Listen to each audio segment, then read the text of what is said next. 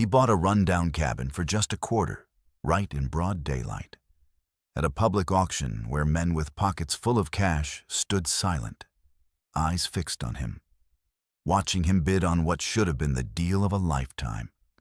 But nobody else raised a hand.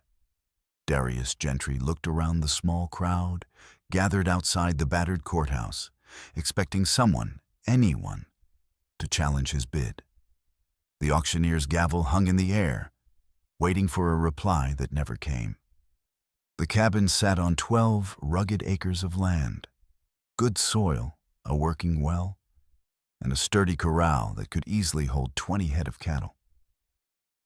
The roof caved in some, sure, but at 25 cents, it was a steal, wasn't it? Yet, the silence stretched longer than it should have, thick and heavy like a storm brewing just out of sight. Going once. The auctioneer's voice was flat, lacking its usual crackle of enthusiasm. Darius caught a strange flicker in the crowd's eyes, an odd tension that didn't quite belong. Then he noticed it. They weren't watching the cabin. No, they were watching him, not with envy or greed, but with something colder, something that made the back of his neck crawl. Pity. As if they knew something he didn't, something dark waiting in the shadows. Suddenly, an older woman named Willa Blaine stepped forward, her gnarled hands clutching her shawl like a lifeline. She leaned in close, a voice barely a whisper. "Son, you don't want that place. Trust me on this." Before Darius could ask what she meant, the gavel cracked down with a sharp, echoing strike that seemed to reverberate through the bones of the courthouse. Sold to the gentleman in the brown coat for 25 cents. Almost immediately, the crowd began to scatter, faster than a prairie fire, as if they couldn't get away quick enough. But as Darius moved to the auctioneer to seal his purchase, fragments of hushed conversations drifted on the breeze. Nobody's been inside for 15 years. What happened to the last fool who tried? The auctioneer handed him the deed with trembling hands, avoiding his gaze, lips pressed tight. When Darius asked about the property's history, the man simply shook his head and turned away, silent. That's when Darius saw it. Something chilling beneath the surface. Every single person who'd been at the auction was now watching him from a distance, perfectly still. None of them moved toward their horses or wagons. They just waited, silent, expectant, as if they'd seen this before and knew what was coming next. The ride to the cabin felt stretched out, longer than it should have been. Each hoofbeat echoed with an ominous weight, pounding in his ears, as if the very land beneath him was holding its breath. Darius couldn't shake the feeling. He'd stepped into something far darker than a simple land deal. Yet, 25 cents still bought 12 acres of rugged frontier, didn't it? The property sat at the end of a winding dirt track, surrounded by tall, uncut grass that swayed like ghostly fingers in the wind. The cabin was smaller than he'd imagined. A single room, with a stone chimney standing crooked and windows so coated in grime they looked like black, hollow eyes from the outside. The logs were as solid as the resolve of a man who'd seen too much. Yet beneath that sturdy frame, something felt off. Darius tethered his horse to a weathered post outside the abandoned cabin, its wood groaning softly in the breeze. As he stepped toward the front door, the handle turned with unnerving ease, almost as if someone had kept it slick with oil, despite the place's long silence. Inside, dust motes floated lazily in the slanting afternoon sunlight, drifting through cracks in shuttered windows like ghostly dancers.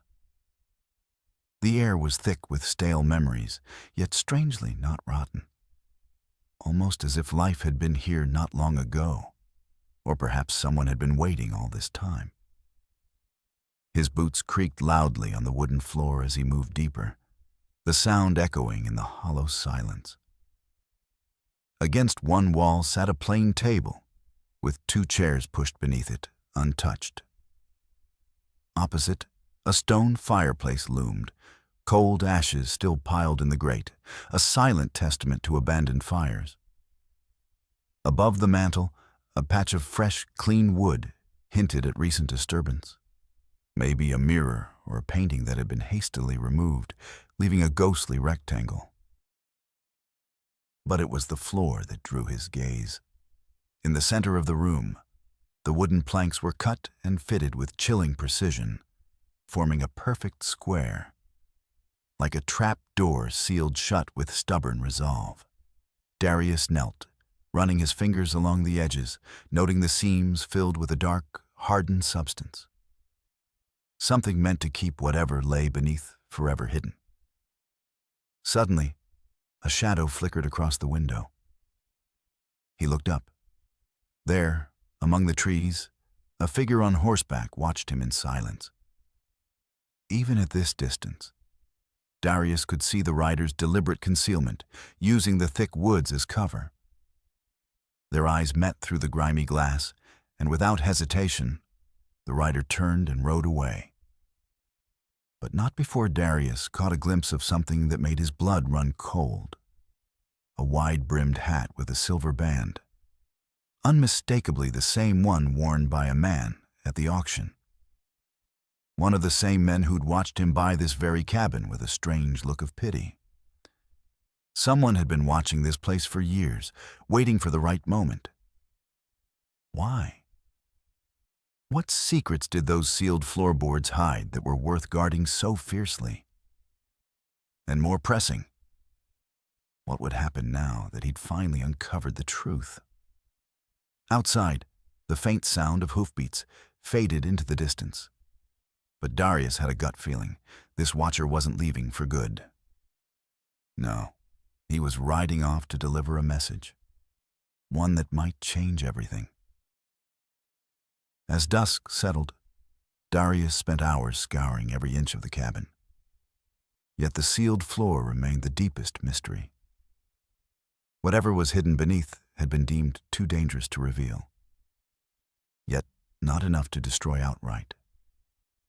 As the shadows grew long and the sky darkened, he made the decision to ride back to town, gather supplies, and find out what secrets had been buried here all these years. The dusty silence of the nearly empty general store shattered the moment he stepped inside. Conversations dried up as if a ghost had walked through the door.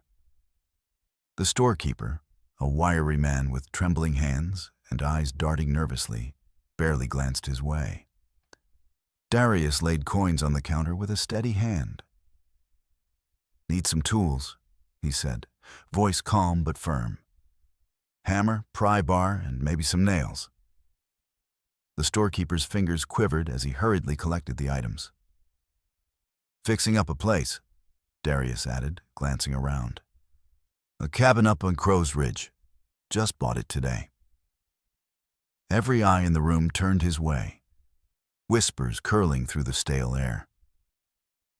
A woman near the fabric counter let her sewing basket slip, scattering spools of thread across the floor like spilled blood. An old man by the window shook his head slowly, as if witnessing a tragedy unfold. The storekeeper whispered, "That'll be $2, and pushed the tools toward him with trembling hands, not waiting for Darius to inspect them. As Darius reached for his coins, the back door swung open with a sudden gust. A tall, lean man with sharp features stepped inside, familiar yet more ominous up close. His silver-banded hat caught the lamplight, shining coldly, and his dusty coat bore the marks of a long, hard ride. Fletcher. Darius had seen him lurking in the shadows of the trees, watching, waiting. Now he was here, in the flesh. Fletcher's voice was smooth, but edged with steel. "Heard you made a pretty interesting purchase today." His smile didn't quite reach his eyes. News travels fast, especially bad news. Fletcher's gaze flicked over the crowd, then settled on Darius. "I've got an offer for you." He pulled a pouch of coins from his coat, heavy and gleaming. $500, cash, tonight, for that cabin. The storekeeper's jar of preserves slipped from his grasp, crashing onto the wooden floor with a thunderous echo, as if a gunshot had erupted in the quiet. Darius's brow furrowed. That's a hefty price, considering nobody else wanted it. Why pay so much? Fletcher's smile was tight, almost sad. Let's just say I've got sentimental ties to that piece of land. Sentimental enough to watch it from the shadows. His hand edged closer to his hip, fingers brushing the grip of something beneath his coat. I've kept a close eye on that property for a long time, making sure no one disturbed what's meant to stay buried. And now, with you owning it legally, I'm offering a final deal. He laid the heavy pouch on the counter. $500. Take it or leave it. Darius cast a quick glance around the room. Every face reflected the same message. Accept the money and walk away. Everyone knew what lay beneath that cabin's floor, something so dangerous, so secret, that the entire town agreed it should stay hidden. Yet, something about Fletcher's desperation made Darius's gut churn. Men don't offer 20 times what something's worth unless they're desperate. Desperate enough to do anything. "I appreciate the offer," Darius said, backing toward the door, voice steady. "But I think I'll hold on to my investment." Fletcher's eyes darkened, the faintest flicker of anger behind his smile. "That's unwise," he warned. "Are you threatening me?" Darius asked, voice calm but firm. No. They moved with quiet menace, their hands never straying far from their holsters, eyes sharp as hawks. One of them, taller than the rest, with a deputy's badge glinting on his chest, cast a cold stare through the grimy glass of the store window and nodded to Fletcher. A shiver ran down Fletcher's spine as he leaned in close. "Too late," he whispered, voice trembling. "They know you've seen it." The trio who stepped inside moved with the confidence of men who owned every inch of this dusty town. The first, a tall, wiry man, looked as if he had seen many battles, his gaze sweeping the room before settling on Darius. The second, older and dressed in fine, well-pressed clothes, moved with the slow, deliberate grace of a man unaccustomed to hard labor. The third kept his hand firmly on his gun, standing by the door like a sentinel.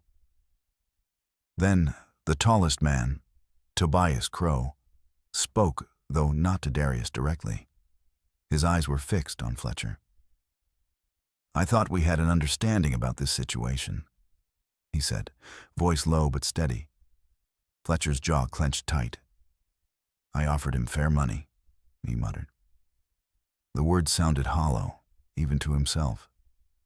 Tobias chuckled, but there was no mirth behind it. "Fair money? You offered him enough to buy a small ranch?" he replied. "Don't you wonder why he's still curious about what's buried beneath?" Darius felt a cold knot tighten in his stomach.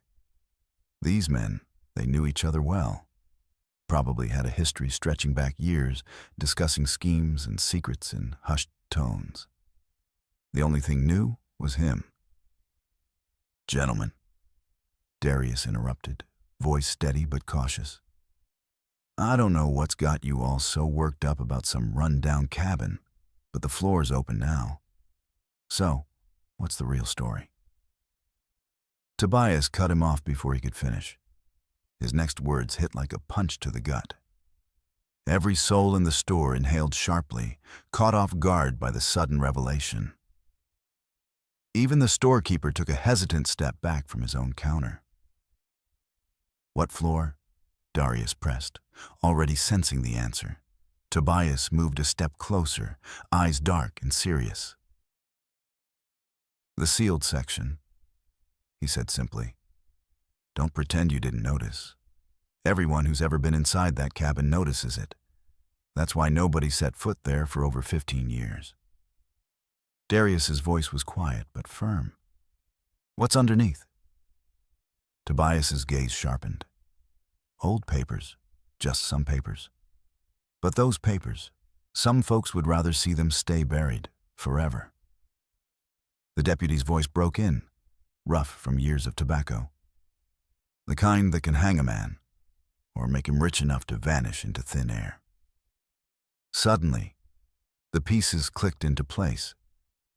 The cabin hadn't been abandoned. No, it had been evacuated under circumstances that couldn't be ignored. Someone had sealed away something valuable, something dangerous, beneath that floor. Secret documents that could topple kings or fatten a few pockets. The previous owner hadn't just left. He'd hidden something, then died before he could retrieve it. Darius's voice was cautious, almost whispering.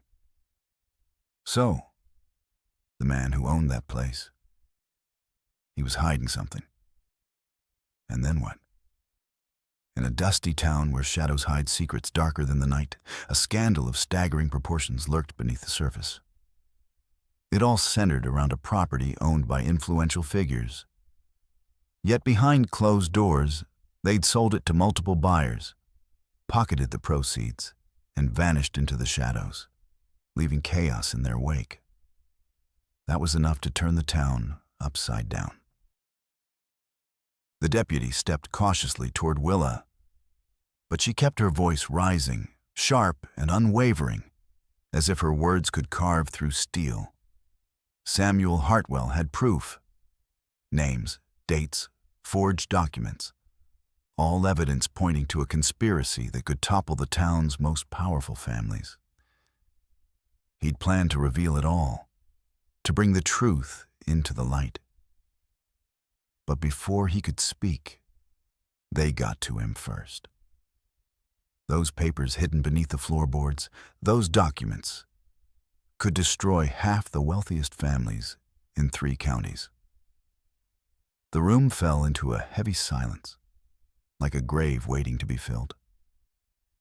Darius could feel his own heartbeat pounding in his ears, loud enough to drown out the rustle of the wind outside.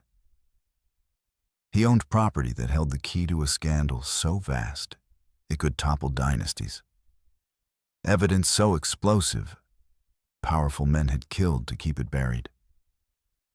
Now, you see why Fletcher's voice was so quiet when he said, "That's why I offered you $500 to walk away." But before Darius could even think of answering, the deputy's hand darted toward his gun, faster than a rattlesnake striking. Too late. The man knew too much now. "We can't let him leave." That silent threat hung in the air like the smoke from a gunshot. But just as the deputy's fingers curled around his weapon, Willow Blaine stepped forward, her steady gaze locking onto the deputy. "You'll have to shoot me first, Deputy Morrison," she said calmly, voice like the crack of a whip. "And I doubt you're eager to murder an old woman in front of a packed store." Morrison's hand faltered, hovering over the pistol as he eyed Tobias for guidance. But the well-dressed man merely stared at Darius with cold, calculating eyes.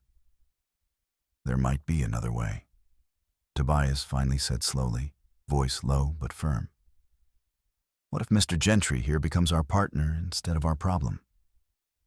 The room tensed. Fletcher scoffed, disbelief etched into his face. "You're serious? Think about it. Darius owns the property legally. He can retrieve those documents without breaking a single law. We split what Samuel Hartwell hid beneath that floor, and everyone walks away rich. No bloodshed needed." Darius felt every eye in the room bore into him, heavy with expectation. "What makes you think there's money down there?" Willis asked, voice trembling. It was just supposed to be evidence of fraud. But Tobias explained, Samuel Hartwell wasn't just collecting proof.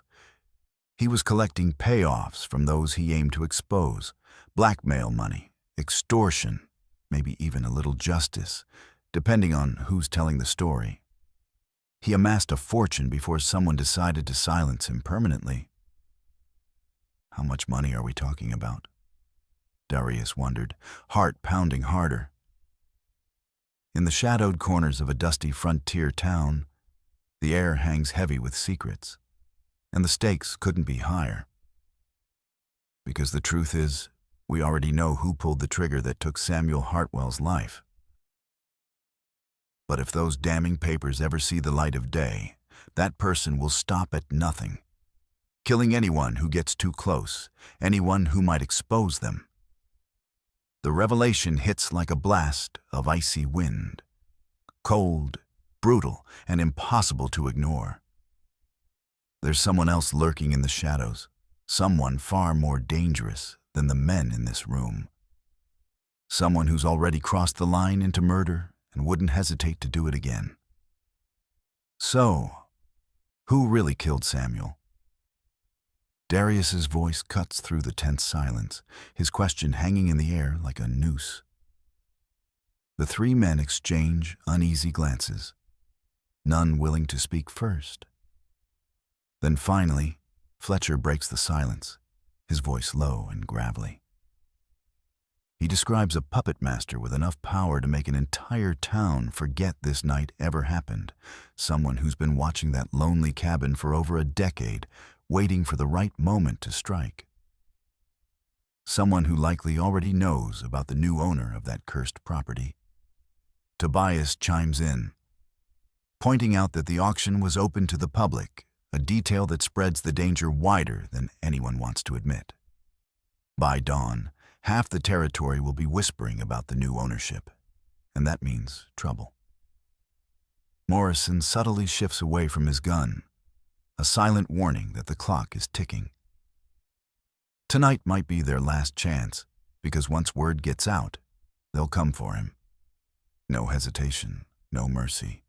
Darius feels the walls tightening, a noose closing around his neck. What he thought was a simple land deal now feels like a death sentence. The documents hidden beneath that old floorboard weren't just paper. They were a trap, worth killing for. And someone had already proven they'd do just that.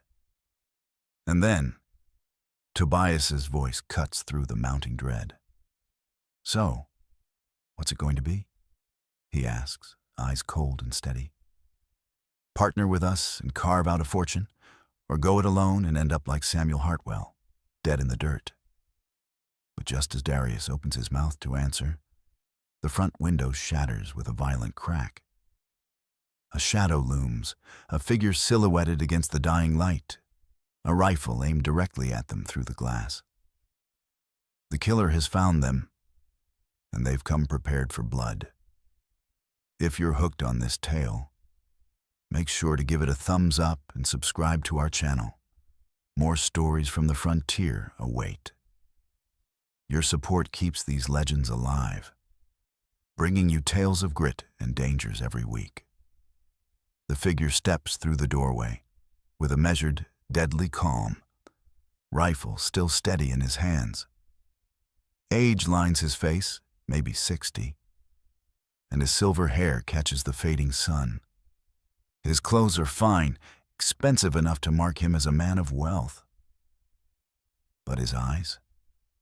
Cold as a winter wind, filled with the ruthless certainty of someone who's killed before and feels no remorse. Judge William Crane, Willow whispers, her voice barely a breath.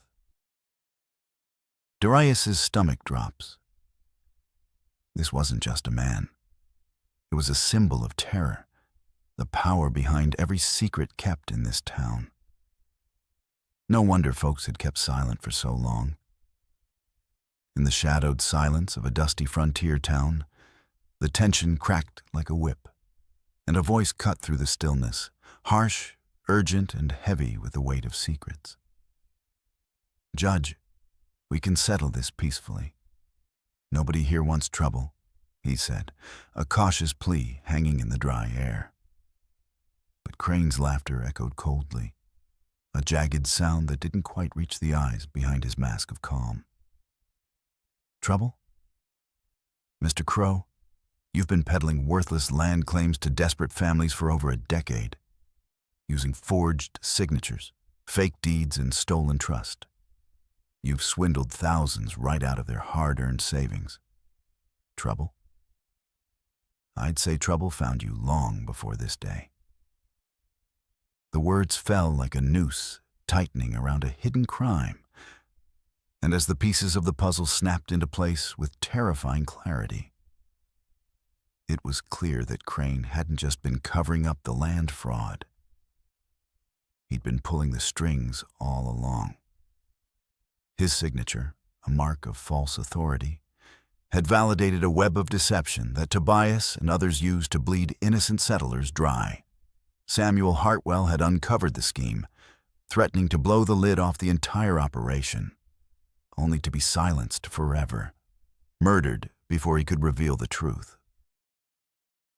The air grew thick with dread as Fletcher's voice broke through the mounting silence, desperation tinged in every word. "What about the money?" he demanded, eyes wide with a mixture of fear and fury. Samuel Hartwell collected over $43,000 in just 2 years.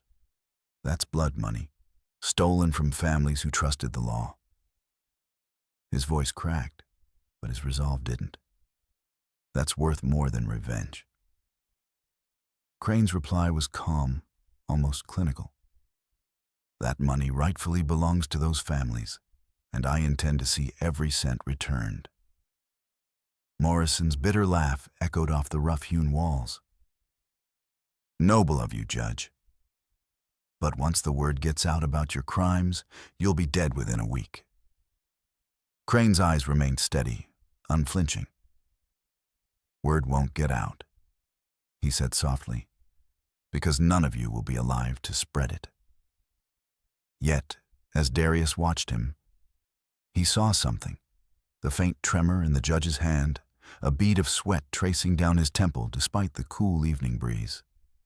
This wasn't a cold-blooded killer. It was a man unraveling, desperate to contain a disaster spiraling beyond his control.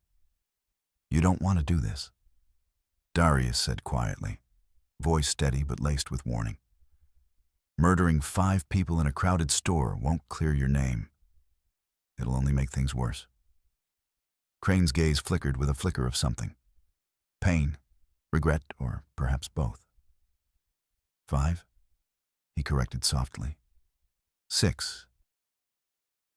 "You're going to help me retrieve those documents from your cabin, and then you'll vanish, start anew somewhere far from here, with enough money to hide your sins." His tone turned darker. "Refuse, and you'll join Samuel Hartwell in the ground." Willis stepped forward, defiance blazing in her eyes, her chin lifted high. "William Crane, I've known you since you were a boy. Stealing apples from my orchard, your father would be ashamed of what you've become." A flicker crossed Crane's face. Pain, remorse, or maybe a flicker of something darker. In the dim, flickering shadows of the dusty saloon, Morrison and Judge Crane tumbled across the splintered floor, locked in a brutal struggle for the rifle's grip. The deputy was younger, muscles rippling with youthful strength. But Crane fought with a fire born of desperation, like a man clutching at his last breath, knowing he's already lost everything. Nearby, Fletcher dove instinctively for his own pistol, while Tobias's frantic legs scrambled toward the back door, heart pounding like a drum in his chest. "Stop!" Darius barked, his voice sharp as a gunshot, pulling his own pistol with a steady hand. The commanding tone cut through the chaos, freezing everyone in their tracks. "All of you, hold your ground." Morrison finally managed to pin Crane beneath him, the rifle now knocked several feet away, lying abandoned on the dusty floor. Both men were heaving, eyes locked on Darius's gun, their breathing ragged and desperate.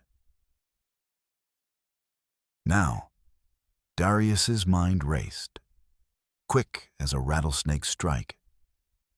"Here's what's gonna happen," he said evenly, but with steel beneath his words. "We're all heading to that cabin, together. We're gonna open that floor, and we're gonna find out what Samuel Hartwell was so damn determined to protect. Because if we don't, we're all dead men." Fletcher's face contorted in horror. "As soon as we lift that hatch, he'll kill us all," he whispered, eyes darting toward Crane. But Darius shook his head. "No, Fletcher. Because the judge needs something more than revenge, something worth risking his life for." He paused, eyes narrowing. "Don't you agree, Judge?" Crane's gaze hardened, his jaw clenched tight. But he didn't deny it. "Besides money," Darius pressed, voice low but intense. "What else is down there? What's so damn important you spent 15 years guarding it like a sacred relic?" The silence stretched, thick with tension, until Willis spoke softly from behind the counter where she'd taken refuge. "Letters," she said quietly, her voice trembling. "Samuel told me before he died."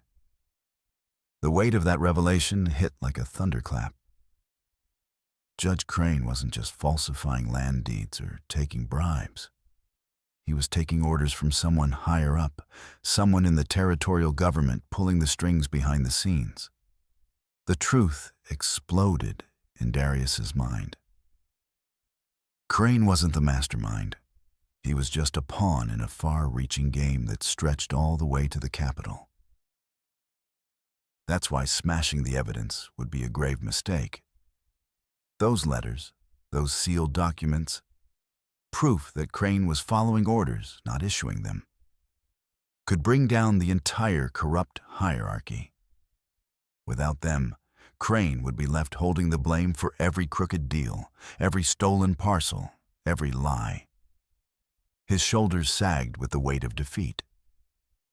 "The territorial governor's been stealing federal land grants for 5 years," Crane admitted, voice hollow. "Selling the same parcels again and again, lining his pockets, using judges like me to cover his tracks. I thought I was doing justice. But I was just feeding greed." His voice broke, heavy with regret. Darius felt the heavy weight of the entire world pressing down on him, like a mountain of secrets crushing his chest. This wasn't just local corruption anymore. He'd stumbled into a dark web spun from the highest echelons of power. From the judge's cold stare to the governor's ruthless orders, everyone involved would kill to keep their secrets buried 6 feet deep. The stakes had turned deadly, and the only way out was to reach the cabin. All of them, together. That was the plan. Retrieve the evidence, then decide whether to burn it or bury it forever. But Fletcher's voice cut through the tense silence, sharp with doubt. "You really think we can trust each other long enough to make it there?" he asked, eyes flickering with suspicion. Darius's gaze was steady as steel. "Right now, we're all dead if we don't work as one." Without hesitation, he holstered his gun and extended a hand to help Crane rise. "The governor's men probably knew I bought that property by now," Darius thought grimly. "They'd send killers to wipe him out and snatch those documents. Our only shot is to beat them to it." As if fate had heard his words, the thunder of hooves echoed across the dusk, fast, relentless. Through the cracked window, they saw riders closing in, circling the store like wolves. Tobias whispered, "Too late." But Darius was already moving, slipping through the back door. "Willa," he barked, "is there another way out of town?" "The old mining trail?" she replied hurriedly, "but it's dangerous." In the dark, it's worse, more treacherous than staying put. Before they could argue, the front porch erupted in the clatter of boots and shouts, the governor's men closing in, just as the window shattered under a volley of gunfire. The 6 of them burst through the back, stumbling into the alley where their horses waited like desperate salvation. Behind them, yells and commands echoed, the hunters realizing their prey had slipped away. The trail's a mile north. Willa panted, struggling to mount her horse. But it's been years since anyone used it. Could be washed out, overgrown. Darius's jaw clenched. Better than facing a firing squad, he said grimly, helping her up before vaulting onto his own steed. They rode in a desperate, thunderous charge into the night, the sound of pursuit pounding in their ears. The old mining trail was barely more than a ghostly path under the pale moonlight, twisting treacherously between jagged rocks and loose shale that threatened to send them tumbling into the canyon below. Judge Crane's horse nearly threw him, but he clung on, voice strained. "How much further?" he shouted. Willa's voice carried back, strained but clear. "Half a mile, maybe less. The trail comes out near your property, Darius." The bitter irony hit him hard. They were risking everything to reach the place that had sparked all this chaos. The cabin, worth no more than 25 cents at auction, now held the key to their salvation, or their doom. Everyone knew what was hidden inside. They just hadn't realized how deadly it was to possess.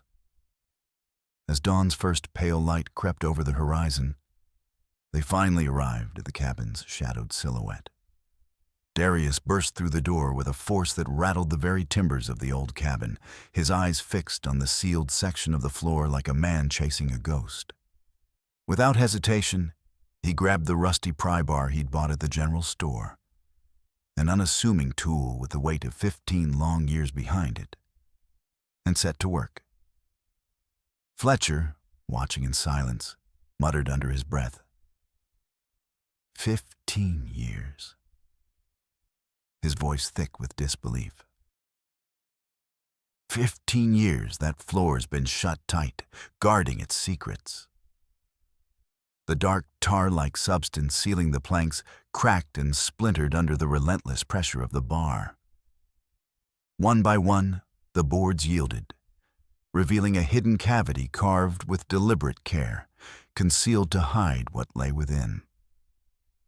Inside, a battered metal strongbox and a worn leather satchel sat in silent defiance of time. Darius's hands trembled slightly as he lifted them free, realizing he was clutching the very evidence that had cost Samuel Hartwell his life. The heavy strongbox was packed with coins, more money than Darius had ever laid eyes on, glinting with the promise of power and peril. But it was the leather satchel that drained the color from Judge Crane's face. Inside, dozens of official letters bearing the territorial governor's seal, detailed payment records, and copies of forged land deeds. Proof of a vast conspiracy that stretched far beyond what anyone had suspected. "Dear God," Tobias whispered hoarsely, leaning over Darius's shoulder as he read. They sold the same parcels 15, 20 times over. Entire families in 3 territories believe they own land that's been stolen from under their feet. The weight of it pressed down on them all. Morrison's eyes fixed on a letter dated just 2 weeks before Samuel's death, his voice trembling. "Listen to this. Judge Crane," he read aloud. "The Hartwell situation's become unmanageable. Take him out by any means necessary. Our mutual friend will see you're compensated for your trouble." The signature chilled them all. Governor Marcus Webb himself, ordering cold-blooded murder. Willa's voice broke as she stared at Crane. He ordered you to kill him. Crane's face was a slow, grim nod. I thought I was doing my duty, protecting the law, he muttered. But I was just protecting a criminal who saw me as expendable. Their moment of revelation shattered as the thunder of approaching horses echoed through the cabin's grimy windows. Outside, at least 8 riders circled like wolves, closing in. "Throw out your weapons and come out with your hands raised," a voice commanded, sharp and urgent. "You've got 1 minute." Darius looked at the scattered evidence, then at the ragtag group of companions, each with their own scars and secrets. They'd come for what was hidden, but now they had to survive long enough to turn the tables. "They've got what they want," he said quietly, gathering the most damning letters. "But this isn't just about them. This evidence implicates every crooked official in the territory, including some of those outside." Judge Crane's eyes widened as understanding dawned. "You want to turn them against their own boss," he said slowly. The air was thick with danger, and 8 mounted men with rifles trained on him. Yet Darius saw something far more sinister than mere guns. These weren't lawmen in fancy badges. They were hired guns, mercenaries paid to silence him. Every second felt like walking a tightrope over a canyon of death. Before those triggers could be pulled, Darius held up a hand, voice steady, but edged with steel. "You might want to see what's inside this bag first." The leader, a scarred, cold-eyed brute, spat dirt and sneered. "We already know what's in there. That's why we're here." He leaned in, voice low. "And do you realize your names are in that very same bag, too?" Darius reached into his coat and pulled out a crumpled sheet of paper. Payment records revealing how much Governor Webb had paid each of these men to keep quiet about his land scheme. The truth hit like a thunderclap. Webb had been lavishing stolen money on hired killers. Several riders shifted nervously in their saddles, the confidence draining from the leader's face. His grip on his rifle tightened, but doubt flickered in his eyes. "You're lying," he growled.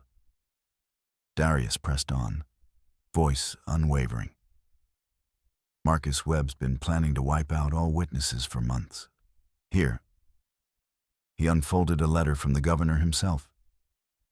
"He calls you all loose ends that need tying up." Suddenly, the door swung open behind Darius, and Judge Crane stepped into the light, hands trembling but voice firm. "It's true. I've seen the orders. Once you're gone, more men will come to wipe us out. Webb can't risk anyone alive who might spill the truth." The hired guns exchanged uneasy glances, the weight of betrayal pressing down on them. They'd been betrayed before, but never by someone with the power to see them swing for treason. "What's your plan?" the leader asked, voice strained. Darius met his gaze. "Help us get this evidence to the territorial marshal in the capital. Webb goes to prison, and you testify against him for immunity. Otherwise, follow his orders, and you'll be dead by sunset." The decision was made in less than half a minute. The leader slowly lowered his rifle, dismounted, and looked at Darius with a new resolve. "What do you need?" 3 days later, Darius stood in the marshal's office, watching Governor Webb in shackles being led away. The mountain of evidence from Samuel Hartwell's cache had crushed him. Hundreds of forged documents, payment records showing Webb had stolen over $200,000 in federal land grants, and letters proving Webb had ordered multiple murders to cover his tracks. Judge Crane was also arrested, but his cooperation, admitting he'd been following orders, earned him a lighter sentence. Fletcher, Morrison, and Tobias faced a host of charges. their testimonies helping to convict dozens of corrupt officials across the territory. Meanwhile, Blaine returned home with enough money from the strongbox to live out her days in comfort, her courage in speaking out finally rewarded. As for Darius, he kept his cabin, transforming it with the reward money into a genuine ranch. But more than anything, Darius Gentry learned something about himself that forever changed the course of his life. Facing down armed, crooked men had sent a shiver down his spine. Yet, in that fear, he found clarity. Standing tall against the gunslingers who thrived on corruption had been terrifying, but it was also the only right choice. Samuel Hartwell had paid with his life, trying to expose the rotten core of power. And for a moment, it felt like his sacrifice might be for nothing. But then, that evidence, hidden in the shadows, became the spark that ignited a reckoning. It toppled the most crooked governor the territory had ever seen. And in its wake, hundreds of families reclaimed stolen land, their hopes restored. The old cabin on Darius's land still stood, but now it no longer hid secrets, only truths. The dusty floorboards had been replaced with honest oak planks, shining under the light that poured through freshly cleaned windows. Inside, legal deeds, cattle records, and documents of land ownership sat in plain sight, no longer needing to be concealed beneath falsehoods.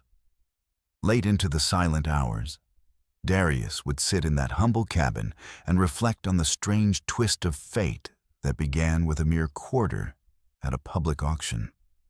What he thought was just property had become the key to justice, an unlikely treasure that would change the lives of hundreds, and his own as well. That 25-cent bid turned out to be the best investment he'd ever made, not because of the land or its worth, but because it revealed the man he was capable of becoming when the stakes were high enough and the cause was pure. It had shown him that true strength isn't measured by gold or riches, but by the courage to stand for what's right. No longer was he just Darius Gentry, a small-time rancher trying to get by. Now, he was the man who had helped bring down a corrupt governor, a man whose actions echoed through the canyons and plains. That victory, hard-won and deeply earned, was worth more than any hidden gold or treasure chest.